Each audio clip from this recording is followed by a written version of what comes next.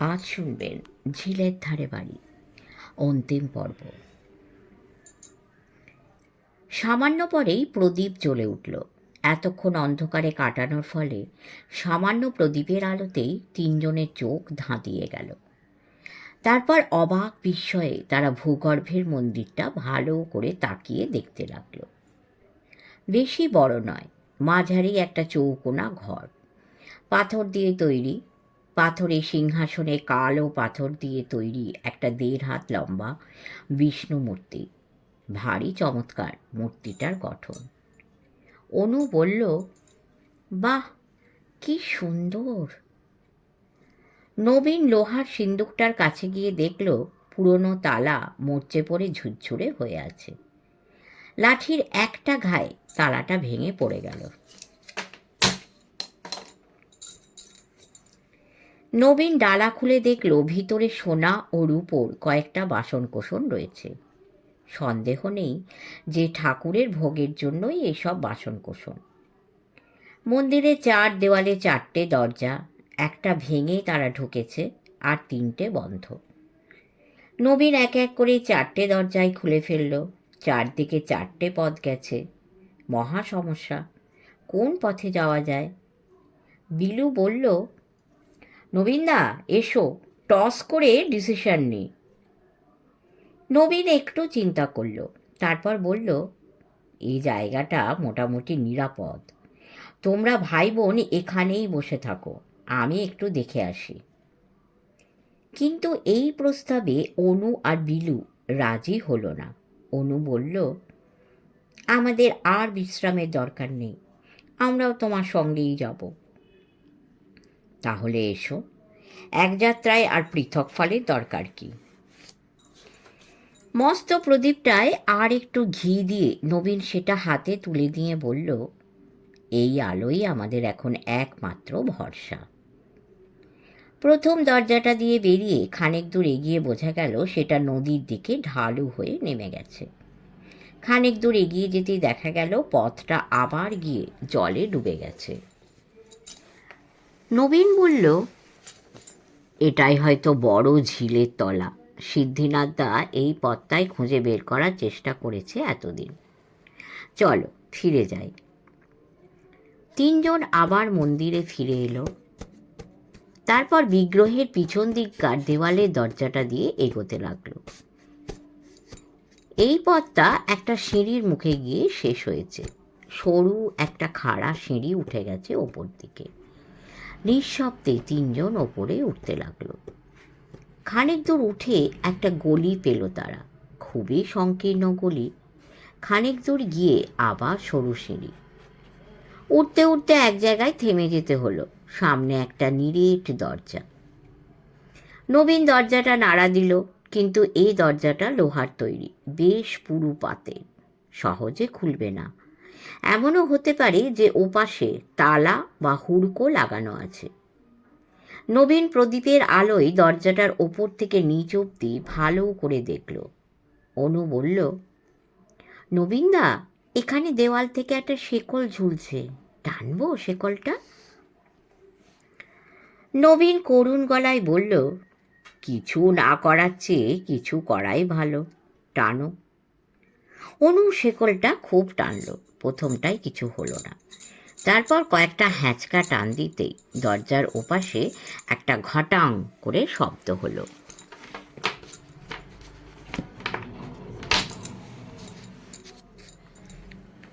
এবার খুব সহজেই দরজাটা খুলে ফেলতে পারল নবীন, এবং ঘরে ঢুকে ভীষণ অবাক হয়ে গেল। এই কি তার বাড়ির সেই পাতাল ঘর, তেমনই গোল আকারে? নবীন প্রদীপের আলোয় আরও যা দেখল তা মাথা ঘুরিয়ে দেওয়ার পক্ষে যথেষ্ট। ঘরের মধ্যে 7টা বড় বড় মাটির জালা মুখ ঢাকা অবস্থায় দেওয়ালের সঙ্গে সার দিয়ে দাঁড় করানো।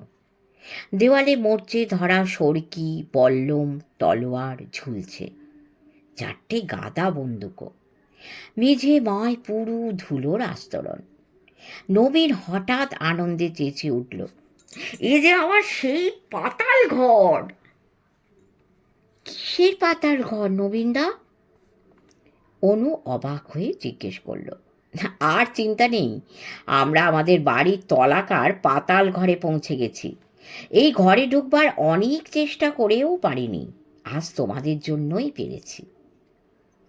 নবীন ব্যগ্র হাতে জালার মুখে ঢাকনা সরাতে লাগলো। যা ভেবেছিল তাই। জালার মধ্যে রাশি রাশি সোনা দানা, বেশিরভাগই মোহর আর গয়না। ইস, নবীনদা, তুমি যে বড়লোক হয়ে গেলে। নবীন কেমন বিহ্বল হয়ে গিয়ে বলল, বড়লোক? হ্যাঁ, তা একরকম বলতে পারো। নবীন দেখল ঘরের অন্যদিকে আর একটা লোহার দরজা রয়েছে। এই দরজাটি তার বাড়িতে ঢোকার রাস্তার সন্দেহ নেই। দেওয়াল থেকে একটা শেকল ঝুলছে। নবীন শেকলটা টানল। প্রথমটা কিছুতেই টানা যাচ্ছিল না। প্রাণপণে হ্যাঁচকা টান মারতেই দরজার ভিতরের একটা গুপ্ত হুড়কো খুলে যাওয়ার শব্দ হলো। তারপর এক পাল্লার পুরু দরজাটা ভিতর দিকে টানতেই খুলে যেতে লাগলো। অবশ্য বিস্তর শব্দ হলো, তেমনি কবজায়।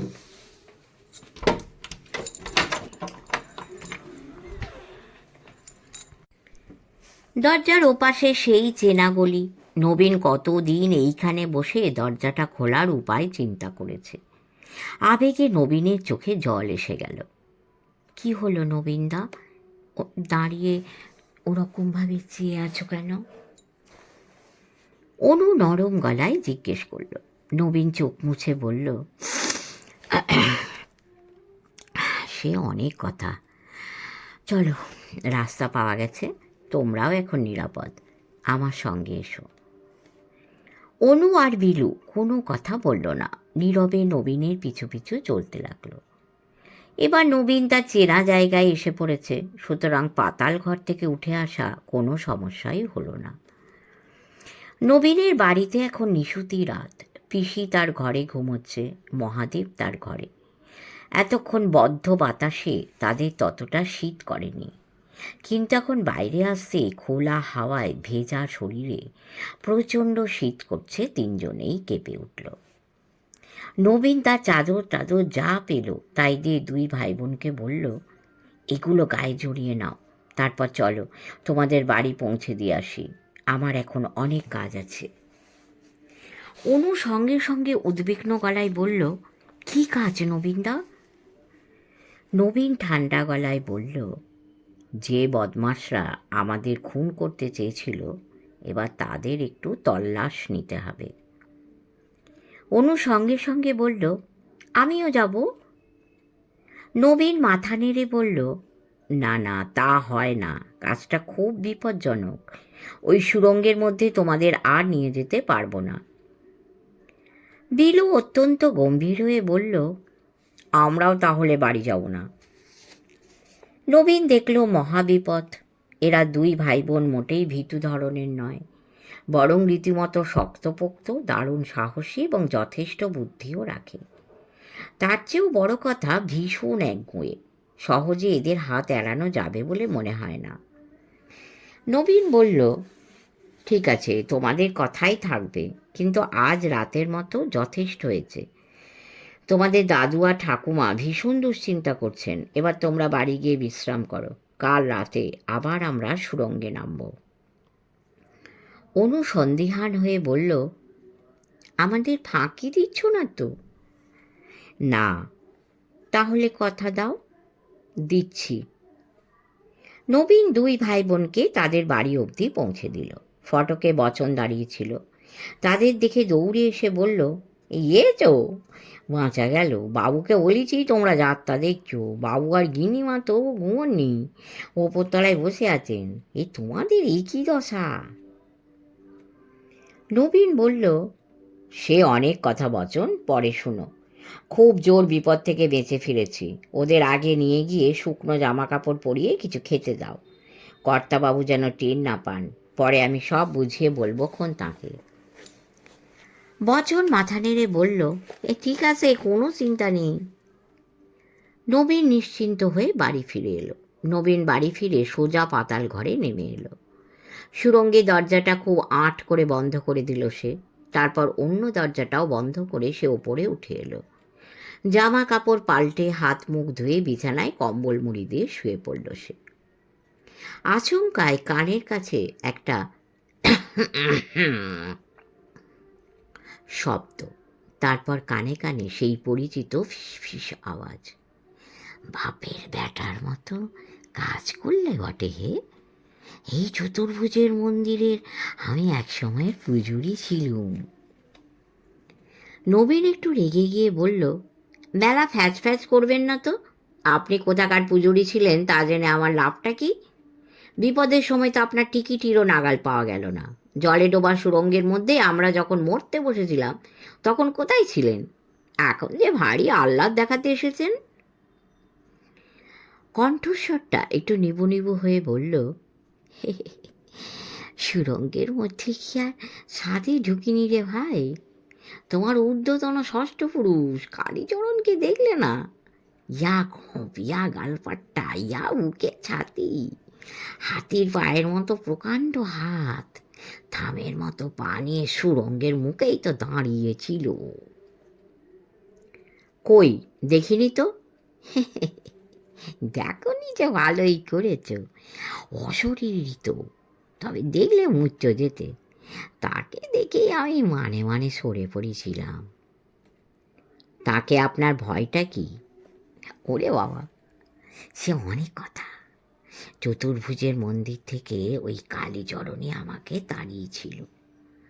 দোষ কার যে আমার ছিল না তা নয়, চতুর্ভুজ স্বপ্নাদেশ দিয়েছিলেন নরবলি দিতে হবে। কালীচরণকে বলেওছিলাম সে কথা, তা কানে তুলল না। বলল, তুমি আপিমের ঘরে কী সব আগরম বাগরম দেখেছ, তাই বলি কি তা মানতে হবে নাকি? কিন্তু আমার ভয় হলো স্বপ্নাদেশ না মানলে যদি মহা সর্বনাশ হয়ে যায়। তাই একটা গরিব বামুনের 5 বছর বয়সের ছেলেকে চুরি করে আনি। পাতাল মন্দিরের বাইরের কাক পক্ষীও টের পাবে না। কালীচরণও তখন ছিল না। কিন্তু কি বলবো তোমায়, সেই 5 বছরের ছেলের কি তেজ! এই হাত পা ছিটকে বাঁধন প্রায় ছিঁড়ে ফেলে, কাছে গেলেই কামড়ে দিতে চায়। সে এক জ্বালাতন। শেষে অতিরিক্ত ছটফট করায় মাথা পাথরে ঠুকে রক্তপাত হলো। খুঁত হলে তো আর বলি দেওয়া যায় না, সুতরাং দেরি হয়ে গেল। এদিকে কালীচরণ ফিরে এলো। ওহ, কি মারটাই মেরেছিল আমায়! 3টে দাঁত পড়ে গেল, একটা চোখ ফুলে ঢোল, হাড়গোড় আস্ত রাখিনি। ঘাট ধরে বের করে দিল মন্দির থেকে। সেই থেকে গুন্ডাটাকে বড় ভয় খায়। তবে চতুর্ভুজের মন্দিরটার জন্য এখনো মনটা কেমন করে। নবীন বলল, আপনি তো ভীষণ খারাপ লোক ছিলেন দেখছি। কুলতা চক্রবর্তীর ভূত ভারী দুঃখের সঙ্গে বলল, এই সবাই বলতো বটে কথাটা আমি নাকি খারাপ লোক। এমনকি আমার ব্রাহ্মণীও বলতো তুই একটা পাষণ্ড। আমার বাবা বলতো তুই ব্রাহ্মণ বংশের কুলাঙ্গার।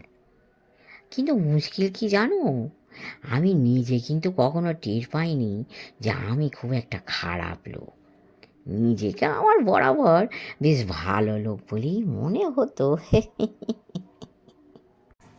খারাপ লোকেরা নিজের খারাপটাকে যে দেখতে পায় না, তাই হবে। কিন্তু আমি যদি তেমন খারাপ হতুম তাহলে কি আর খোকাখুকি দুটির বিপদের কথা জানিয়ে তোমাকে পথ দেখিয়ে জঙ্গলের মধ্যে ঠিক জায়গাটিতে নিয়ে যেতুম? ওরে বাবা, আমাকে লোকে যতটা খারাপ বলে জানে আমি ততটা খারাপ নই। এখনও আপনাকে আমার ভালো লোক বলে মনে হচ্ছে না। কুলদা চক্রবর্তীর ভূত ফোঁত করে একটা নাক ঝাড়ার শব্দ করে বলল, এখন যে এসি সেও তোমার ভালো করার জন্যই। তাই নাকি?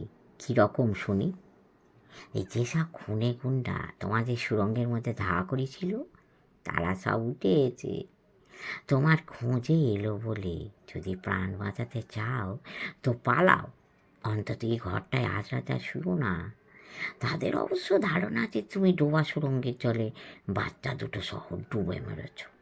তবু তারা দেখতে আসছে, যদি কোনো রকমে বেঁচে গিয়ে থাকো তো নিকেশ করে যাবে। ওরা কারা এই তা আমি জানি না বাপু, লোকের ধারণা ভূত মানেই সর্বজ্ঞ। তাই কি হয় রে ভাই? সব জানলে ভূত থেকে কবে ভগবান হয়ে যেতুম। নবীন টের পেল কুলদা চক্রবর্তীর ভূত গায়েব হয়েছে। সে উঠে পড়ল। একটু দুশ্চিন্তা হচ্ছিল তার। বাড়িতে পিসি আর মহাদেব আছে, খুনেরা হয়তো তাদের কিছু করবে না, কিন্তু এত রাতে ঘুম থেকে তুলে তাদের অন্যত্র নিয়ে যাওয়া প্রায় অসম্ভব। অনু আর বিলুর খোঁজও ওরা করবে কি না তা সে বুঝতে পারছিল না। তবে মনে হয় তাকে না পেলে ওরা ধরেই নেবে যে তার সঙ্গে অনু আর বিলুও ডুবে মারা গেছে। বিছানার চাদরটা টান টান করে রাখল নবীন, যাতে বোঝা না যায় যে বিছানায় কেউ শুয়েছিল। তারপর নিঃশব্দে পাতাল ঘরের দিকে নেমে গেল নবীন। দরজাটা এমনভাবেই বন্ধ করেছিল যাতে বাইরে থেকে খোলা যায়। ঘরে ঢুকে দরজাটা ফের বন্ধ করে দিয়ে নবীন ভাবতে বসল, এখন কি করা যায়। যারা পিছু নিয়েছিল তারা যে চাপা কুঞ্জের সুড়ঙ্গ এবং ভিতরকার গুপ্তধনের কথা জানে সে বিষয়ে সন্দেহ নেই। সশস্ত্র এবং নিষ্ঠুর প্রকৃতির এই লোকগুলোর বিরুদ্ধে নবীন কি করতে পারে? নবীন কিছুক্ষণ ভাবল, এভাবে ইঁদুরের মতো গর্তে সিঁধিয়ে আত্মরক্ষা করা বেশিক্ষণ সম্ভব নয়। এভাবে বাঁচা যাবে না, বরং রহস্য উদ্ঘাটনের চেষ্টাটাই বেশি নিরাপদ হবে। নবীন জানে খুনেরা যতই বেপরোয়া হোক, তারা এই শীতে জলে ডোবা সুড়ঙ্গে কিছুতেই নামবার ঝুঁকি নেবে না। নবীনও নিত না। প্রাণের ভয়ে তারা ওই সাংঘাতিক কাজ করেছে। সুতরাং মন্দিরের সুড়ঙ্গ এখনও নিরাপদ। নবীন সুড়ঙ্গের দরজা খুলে সরু সিঁড়ি ধরে নামতে লাগল। এসবই তার পূর্বপুরুষেরা করে গেছেন। অনেক পরিশ্রম আর অনেক অর্থ ব্যয় করে তারা তাদের ধন সম্পদ আর বিগ্রহকে রক্ষা করবার চেষ্টা করেছেন। নবীন সিঁড়ির শেষে সরু গলিটা পেরিয়ে এসে ফের মন্দিরে ঢুকল। আর একটা দরজা এখনো দেখা হয়নি। ওদিকটায় কি আছে তা জানা দরকার। নবীন মন্দিরের চতুর্থ দরজাটা দিয়ে আবার একটা গলিতে এসে দাঁড়ালো। গলিটা ঢালু হয়ে খানিকটা নেমে গেছে, তারপর আবার উপরে উঠেছে, তারপর খাড়া নেমে গেছে সোজা জলের মধ্যে। ফের জল দেখে থমকে গেল নবীন। ভারী হতাশও হলো। ফিরে যাওয়া ছাড়া আর উপায় নেই। রাস্তাটাকে ইচ্ছে করে কি এত দুর্গম করা হয়েছিল, নাকি প্রকৃতির নিয়মে রাস্তা ধসে গিয়ে এই অবস্থা হয়েছে, যা চট করে বুঝে ওঠা মুশকিল। নবীন গলির দুধারের দেওয়াল ভালো করে পরীক্ষা করে দেখল, কোনো ফাটল বা গুপ্ত পথ আছে কিনা। নেই। নবীন ফিরেই আসছিল, হঠাৎ জলে একটা ঝটপট শব্দ হওয়ায় ফিরে দেখল মস্ত একটা কাতলা মাছ অল্প জলে খেলা করছে। টর্চের আলো দেখে চলে গেল।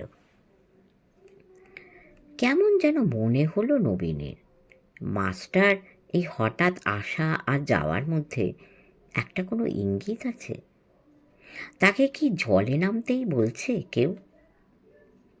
প্রচণ্ড ঠান্ডায় একবার জলে ভিজে কষ্ট পেতে হয়েছে, আবার ভিজলে নির্ঘাত নিউমোনিয়া। কিন্তু উপায়ই বা কি? জলের তলায় কি আছে না আছে তা না জানলে এই জট খোলা যাবে না। নবীন তার গায়ের চাদর খুলে ফেলল, জুতো ছাড়ল, কি ভেবে টর্চটাও রেখে দিল। তারপর ধীরে ধীরে বরফের মতো ঠান্ডা জলে নেমে গেল। ডুব না দিয়ে উপায় নেই। এখানে সুড়ঙ্গটা সোজা জলে নেমে গেছে, কোথায় উঠেছে কি জানে।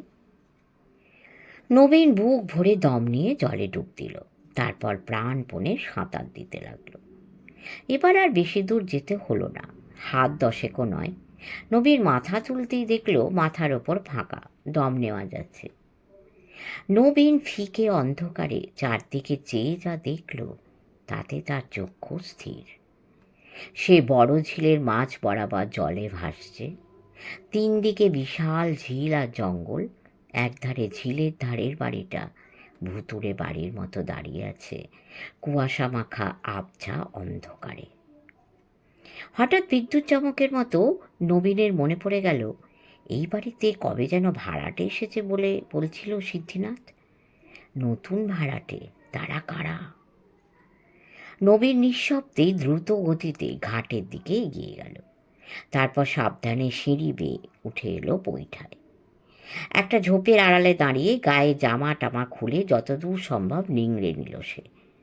গা হাত পা মুছে নিল নিজের ভেজা জামা কাপড় দিয়ে। তারপর বাগানের গাছপালার আড়াল দিয়ে এগোতে লাগলো বাড়িটার দিকে। পুরনো ঝুরঝুরে বাড়ি, অন্ধকার, জনমনস্বী কেউ আছে বলে মনে হলো না নবীনের। সে পিছনের বারান্দায় উঠে সাবধানে দরজাগুলো একে একে টেনে দেখল। সবই ভেতর থেকে বন্ধ। রাস্তার দিকে বাড়ির সদর। নবীন বাড়িটা ঘুরে সামনে চলে এলো। একটা ঝোপের আড়াল থেকে লক্ষ্য করে দেখল কেউ আছে বলে মনে হলো না। ভাড়াটেরা হয় বেরিয়ে গেছে, নয়তো ঘুমোচ্ছে। বাইরে কোনো পাহারা নেই।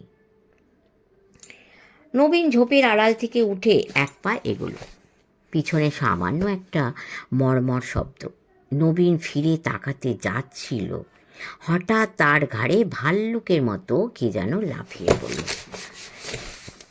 প্রথম ধাক্কাতেই হুমড়ি খেয়ে পড়ে গেল নবীন। দুটো লোহার মতো হাত তার ঘাড়টা শক্ত করে ধরে মুখটাকে ঠেসে রইল মাটিতে। নবীন দম নিতে পারছে না। প্রবল চাপে তার চোখ ফেটে জল এলো। ধীরে ধীরে সাঁড়াশির মতো দুটো হাত আরও চেপে বসলো ঘাড়ে। একটা হাঁটু চেপে রেখেছে তার কোমর। নবীনের গায়ে যে জোর কম তা নয়, তবে আচমকাই আক্রমণে সে বড় বেকায়দায় পড়ে গেছে। কানের কাছে আবার সেই শব্দ। একটা কণ্ঠস্বর ফিস করে বলল, ভালো খবর আছে। একটু আগে চাঁপাকুঞ্জের শ্মশানে কালীচরণের সঙ্গে দেখা, বুঝলে? দেখেই তো আমি তাড়াতাড়ি সটকে পড়ছিলাম। তা হঠাৎ হলো কি জানো? কালীচরণের 150 কি 250 বছর পর হঠাৎ আমার সঙ্গে কথা কইল। কি কইল জানো? কইল, ওহে চক্রবর্তী, ওই নবীন ছোড়াটা একটু পাগলা বটে, কিন্তু আমার বংশে শিবরাত্রি সলতে। মনে হচ্ছে বিপদে পড়বে, ওকে একটু দেখো। নবীনের ইচ্ছে হচ্ছিল কুলদা চক্রবর্তীর টিকিটা ধরে আচ্ছাসে নেড়ে দেয়। নবীনের শ্বাস বন্ধ হয়ে আসছে, আর খিটকেলে ভূতটা বক বক করে যাচ্ছে। কুলদা চক্রবর্তীর এসে কোনো বৈলক্ষণই নেই। ফিসফিস করে বলল, বুঝলে, এই এত বছর বাদে কালীচরণের রাগ কিছু পড়েছে বলেই মনে হয়। যদি মুখ তুলে যান ভগবান, তবে চাই কি ফের পুরুতগিরিতে বহালও করতে পারে। তবে সে কথা যাক, কি এই গুন্ডাটা দেখছি তোমাকে বেশ পেরে ফেলেছে। ইহ, তোমার যে একেবারে লেজে ওরে অবস্থা।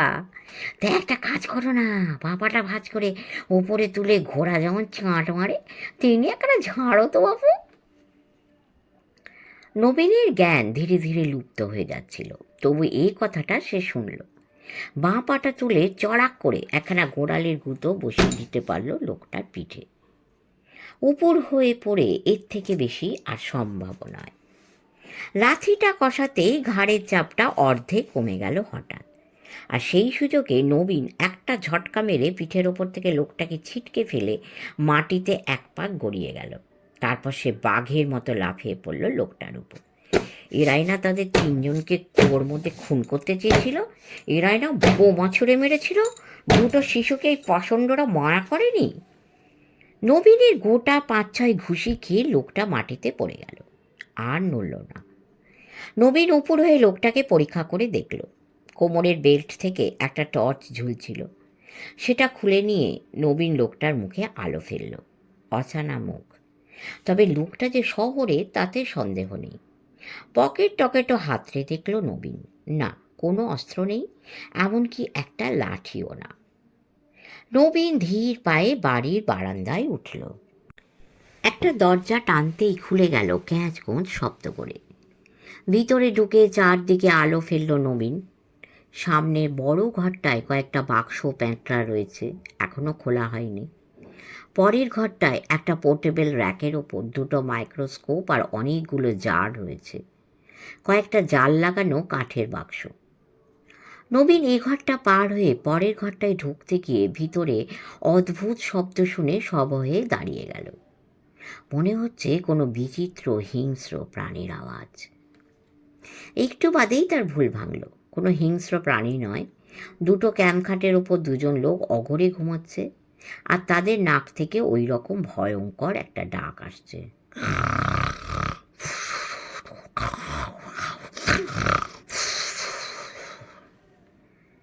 নবীন দুজনের মুখেই টর্চের আলো ফেলল।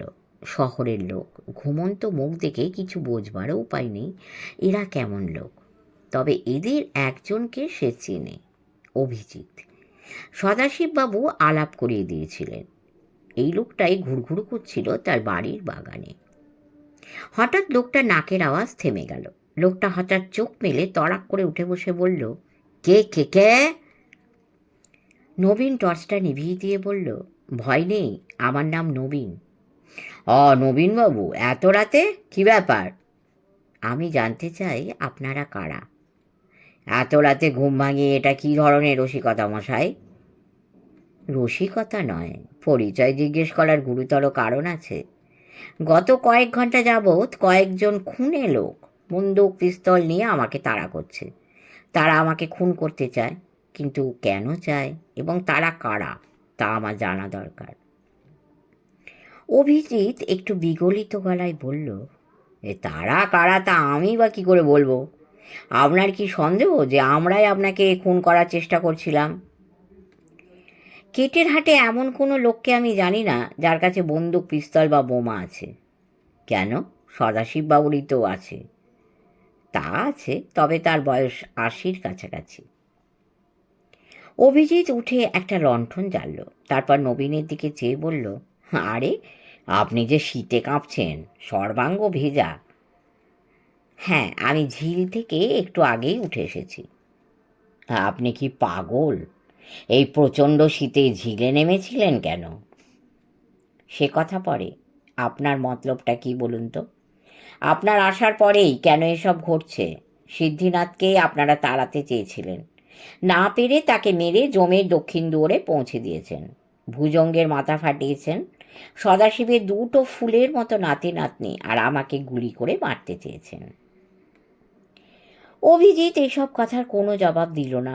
বেশ কিছুক্ষণ চুপ করে থেকে একটা দীর্ঘশ্বাস ফেলে বলল, হ্যাঁ, আমাদের কাছে বন্দুক একটা আছে বটে, কিন্তু সেটা ডাকাতের ভয়ে রাখতে হয়েছে। যদি বিশ্বাস না হয় তবে নিজেই খুঁজে দেখতে পারেন। আমরা পোকামাকড় নিয়ে রিসার্চ করতে এসেছি, অন্য কোনো উদ্দেশ্য নেই। সিদ্ধিনাথ বা ভুজঙ্গকে কে মেরেছে তাও আমরা জানি না। তবে গতকাল বিকেলে আমরা বেড়াতে বেরিয়েছিলাম, ফিরে এসে দেখি সদর দরজায় কে আঠা দিয়ে একটা কাগজ সেঁটে রেখে গেছে। আমরা কাগজটা খুলে রেখেছি, আপনিও দেখতে পারেন। এই বলে অভিজিৎ টেবিল থেকে একটা কাগজ তুলে নবীনের হাতে দিল। নবীন দেখল তাতে লেখা, ২৪ ঘন্টার মধ্যে এ জায়গা ছেড়ে চলে না গেলে মরতে হবে। নবীন কাগজটা অভিজিতের হাতে ফিরিয়ে দিয়ে বলল, আপনাদের একজন একটু আগে আমাকে বাগানে আক্রমণ করেছিল। আপনারা যদি ভালো লোকই হবেন তাহলে গুন্ডা পুষছেন কেন, যে আমাকে প্রায় মেরেই ফেলেছিল? অভিজিৎ একটু হেসে বলল, আমাদের কাছে কিছু দামি যন্ত্রপাতি আছে। এই জায়গাটা কেমন তা তো জানি না, তাই আমরা পালা করে সারা রাত পাহারা দিই। সুহাস একটু মারকুটে বটে, কিন্তু খুনি নয়। আর আপনার সঙ্গে সে তো বিশেষ সুবিধাও করতে পারেনি দেখছি। তাকে কি অবস্থায় রেখে এসেছেন? মানুষটা আস্ত আছে তো? নবীন নিজের ঘাড়ে একটু হাত বুলিয়ে বলল, আছে, শ্বাস পড়ছে দেখে এসেছি, তবে জ্ঞান নেই। তাহলে তার একটা ব্যবস্থা এখনই করতে হয়। বাগানে এভাবে পড়ে থাকলেও তো ঠান্ডায় মরে যাবে। চলুন, আমিও আপনাকে সাহায্য করছি। দুজনে ধরাধরি করে সুহাসকে বাগান থেকে ঘরে নিয়ে এলো। অভিজিৎ তার চোখে জলের ঝাপটা দিতেই সে চোখ মেলে উঠে বসল। আর এইসব গণ্ডগোলে সুদর্শনও ঘুম ভেঙে উঠে পড়েছে। অভিজিৎ করুণা ভরে বলল, আমাদের কাছে কিছু এক্সট্রা জামা কাপড় আছে, আপনি পরতে পারেন। সুহাস আর আপনার ফিগার একই রকম। নবীন শীতে কাঁপতে কাঁপতে রাজি হয়ে পোশাক পরে নিল। চমৎকার নরম উলের তৈরি প্যান্ট আর নাইলনের জামার ওপর একটা গলাবন্ধ পুলোভার। একটা স্টোভ জেলে অভিজিৎ কফিও বানিয়ে ফেললো কয়েক মিনিটে। নবীনের অভ্যেস নেই, তবু গরম কফি খেয়ে শরীরটা বেশ তেতে উঠল তার। অভিজিৎ বলল, এবার বলুন কি করতে চান? নবীন মাথা নেড়ে বলল, ঠিক বুঝতে পারছি না। কিছু বদমাশ আপনার পেছনে লেগেছে, তাদের ঢিট করতে হবে, এই তো? তাই। ঢিট না করলে তারা আমাকে জমের বাড়ি পাঠাবে। সেটাই স্বাভাবিক। আগেই বলে রাখছি, আমরা এসব কাজে অভ্যস্ত নই, আমরা বিজ্ঞানী, কিন্তু তবু আপনাকে সাহায্য করতে রাজি আছি। নবীন একটু ভাবল, এরা সত্যি কেমন লোক তা সে জানে না। এরা যদি তারা নাও হয়ে থাকে তাতেও কিছু যায় আসে না, কিন্তু এরাও যদি খারাপ লোক হয়ে থাকে তখন কি হবে? তাই সে বলল, আপনারা আমাদের অতিথি, আপনাদের বিপদে ফেলাটা কি ঠিক হবে? অভিজিৎ মৃদু হেসে বলল, বিপদে আমাদের মাঝে মাঝেই পড়তে হয়। মাঠ ঘাট জঙ্গলে কাজ করলে বিপদ ঘটবেই। আর একটা কথাও আছে, এই লোকগুলো আজ আপনার পিছনে লেগেছে, কাল আমাদের পিছনেও লাগতে পারে। চলুন, আর দেরি করা ঠিক হবে না। অনু আর বিলু বাড়ি ফিরে এসে গরম জলে হাত মুখ ধুয়ে জামা কাপড় পাল্টে দুধ খেয়ে শুয়ে পড়েছিল। কিন্তু এত সব ঘটনার ফলে তাদের মাথা গরম হয়ে গেছে, কিছুতেই ঘুম এলো না। অনু ডাকল, বিলু, ঘুমোলি নাকি? না রে দিদি। আমার কি মনে হচ্ছে জানিস, নবীনদা আমাদের ফাঁকি দিয়ে ফের গুহায় নেমেছে। তাহলে চল, আবার যাবি? যাব, ওঠ। দুই ভাই বোন উঠে চটপট পোশাক পরে নিল। বাড়ি নিঝুম, কেউ জেগে নেই, কাজেই সকলের অজান্তে বেরিয়ে পড়তে তাদের কোনো অসুবিধে নেই। কিন্তু বেরোবার মুখেই হঠাৎ পথ আটকে সদাশিব এসে দাঁড়ালেন। কোথায় যাচ্ছিস? ছজন লোক যখন নিঃশব্দে নবীনের বাড়ি ঢুকল তখন রাত আরও গাঢ় হয়েছে। চারদিক ভীষণ নিস্তব্ধ। ছজন লোকের হাতেই বন্দুক, পিস্তল ইত্যাদি। সর্দার গোছের লোকটা একটু চাপা গলায় বলল, দাঁড়িয়ে পড়, পালাতে না পারে। চোখের পলকে ছজন ছদিকে ছিটকে পড়ল।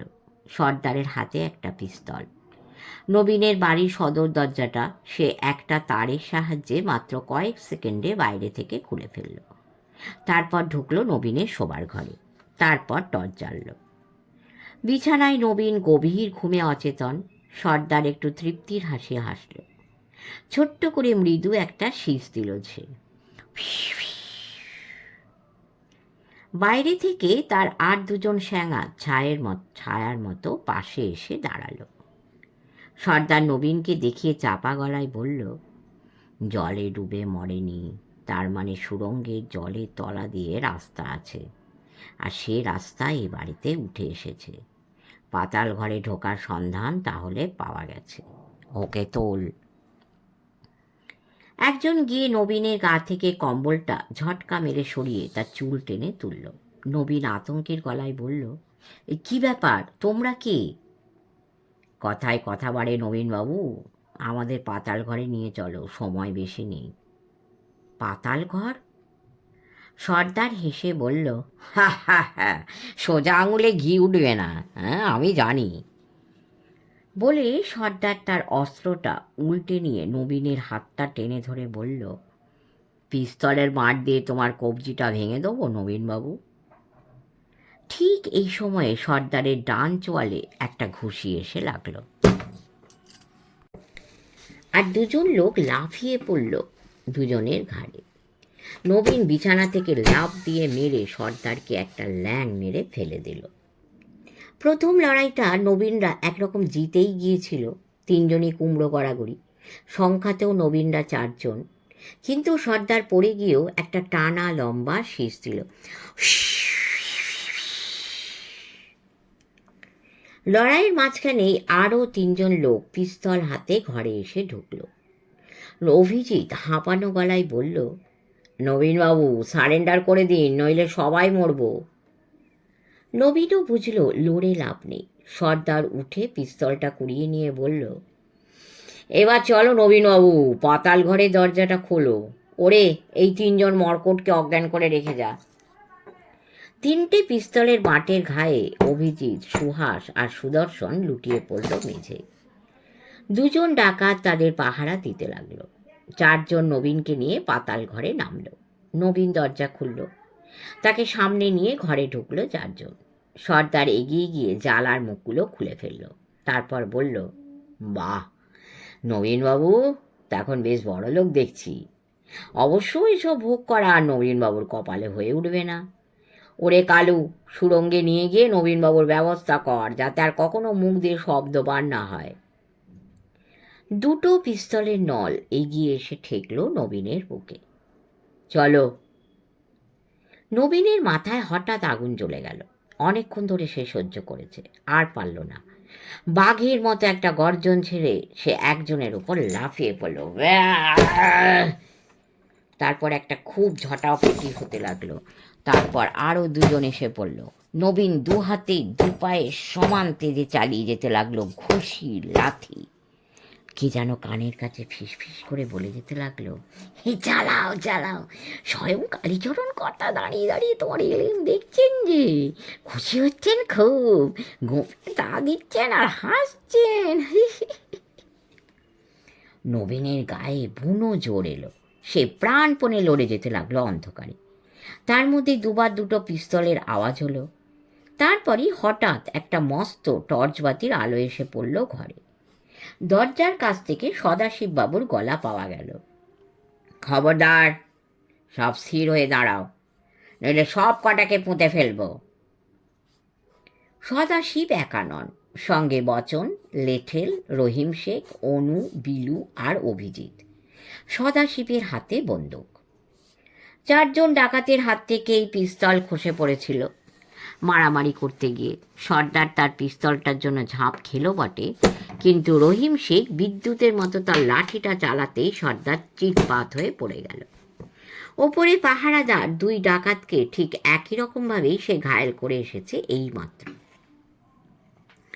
মাঝরাতে গোপীনাথের পেটে কে যে কাতুকুতু দিল কে জানে। গোপীনাথের ভারী কাতুকুতু। সে ঘুমের মধ্যেই খুব খিলখিল করে হাসতে হাসতে উঠে বসল। কার এমন সাহস?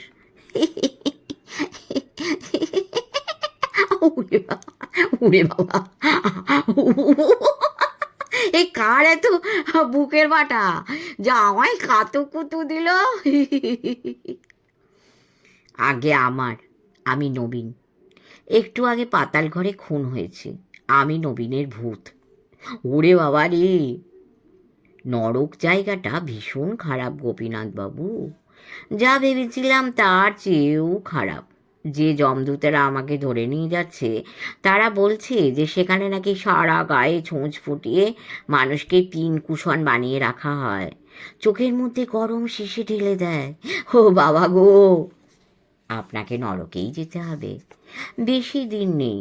আপনার লোকেরাও আমাকে খুন করেছে ঠিকই, কিন্তু তারা আপনাকে একটা মোহরও দেবে না। সব নিজেদের মধ্যে ভাগ বাঁটোয়ারা করে নিচ্ছে। দেখুন কে বটে, নিধিরামের এত সাহস! আমি বলে তাকে ভালো জেনে হাতরাসগড় থেকে আনালুম, আর তার এই কীর্তি! দাঁড়াও দেখাচ্ছি। গোপীনাথ উঠতে যাচ্ছিল, হঠাৎ মনে হলো ঘরে আরও লোক ঢুকেছে। গোপীনাথ আলোটা বাড়িয়ে তাকালো। সামনেই দারোগা, পিছনে আরও অনেক লোক। গোপীনাথ বলল, ওরে বাবা! উপসংহার: গোপীনাথকে পুলিশে ধরে নিয়ে গেছে, তার ভাড়াটে গুন্ডাদেরও। নবীন যেসব সোনা দানা পাতাল ঘর থেকে পেল তার একটাও সে নিজে নেয়নি। শুধু বাড়ির বাবদে গোপীনাথের কাছে যে দেনা ছিল সেটা শোধ করে দিল গোপীনাথের ছেলেকে। বাকি সোনা দানা বেচে সে বেশ কয়েক লাখ টাকা পেল। তা দান করে দিল গরিব দুঃখীকে। বলল, আমার পূর্বপুরুষেরা অন্যদের লুট করে এনেছিলেন, আমি তাই অন্যকেই দান করে দিলাম।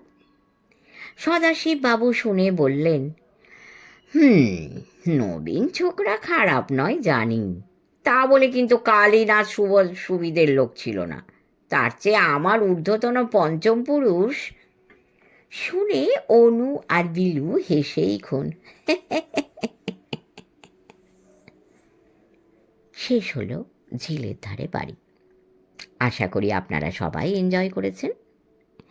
ভালো লাগলে অবশ্যই কমেন্ট করবেন, লাইক করবেন, শেয়ার করবেন, অবশ্যই সাবস্ক্রাইব করে আমাদের এই ছোট্ট চ্যানেলটিকে এগিয়ে নিয়ে যেতে সাহায্য করবেন।